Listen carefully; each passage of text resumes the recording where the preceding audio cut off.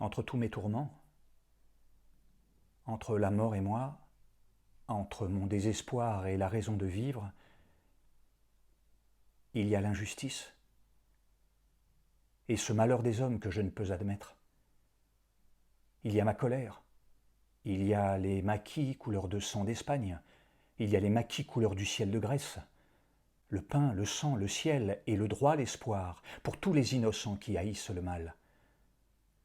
La lumière toujours est tout près de s'éteindre. La vie toujours s'apprête à devenir fumier. Mais le printemps renaît qui n'en a pas fini. Un bourgeon sort du noir et la chaleur s'installe. Et la chaleur aura raison des égoïstes. Leurs sens atrophiés n'y résisteront pas. J'entends le feu parler en riant de tiédeur. J'entends un homme dire qu'il n'a pas souffert. Toi qui fus de ma chair la conscience sensible, toi que j'aime à jamais, toi qui m'as inventé, tu ne supportais pas l'oppression ni l'injure. Tu chantais en rêvant le bonheur sur la terre.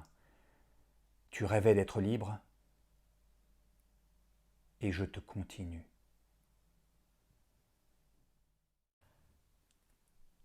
Pour finir, une petite remise dans le contexte me paraissait nécessaire à propos de deux vers qui se succèdent dans ce poème. Le premier, il y a les maquis couleur de sang d'Espagne. Ce vers fait référence, mais ça je pense que vous le savez tous, à la guerre civile espagnole qui, à partir de 1936, va opposer les républicains espagnols à Franco et ses alliés nazis, qui va voir ces républicains écrasés en 1939 et s'instituer une dictature qui va durer, dans mon souvenir, jusqu'en 1975, je crois.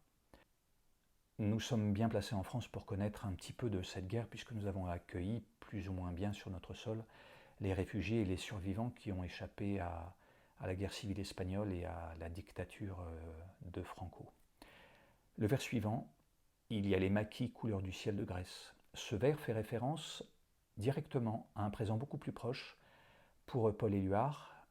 Le poème est écrit en 1947. La guerre civile en Grèce démarre à la toute fin de la Deuxième Guerre mondiale.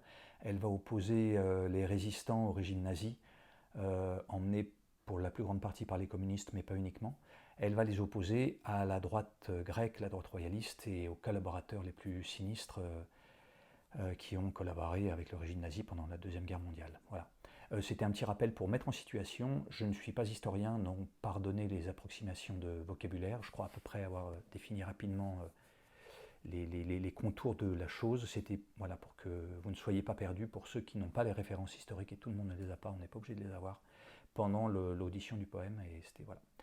Pour les spécialistes, n'hésitez pas à donner des précisions, ils seront les bienvenus.